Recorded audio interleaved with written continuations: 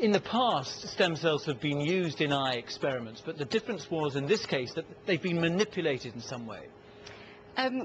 Yes, we didn't actually use stem cells themselves. A lot of the previous work has indeed tried to transplant stem cells, and they found that these cells don't actually migrate into the retina itself, or they don't actually form the light-sensitive cells, the photoreceptors.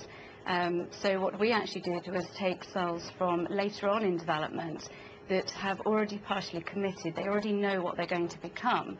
So they already know they're going to become these light-sensitive cells.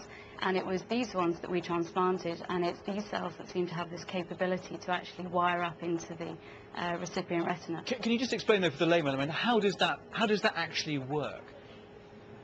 Sorry? How does it actually work by implanting these cells? What do they physically do? Well, these cells detect light, and so by transplanting in degeneration, you lose these light-sensitive cells, but the rest of the circuitry is left largely intact. So all of the other neurons that connect all the way up to the brain. So what we're doing is replacing the ones that are lost during disease, and it's these light-sensitive cells. And at the moment, is there drug treatment for this, or is it really just a fait accompli that unfortunately people will lose their sight? Well, unfortunately, I mean, there are some drug treatments, but generally they only work to slow down the progression of the disease, and unfortunately they only work in a minority of patients as well. So once you've actually lost your photoreceptors, there's currently no therapeutic.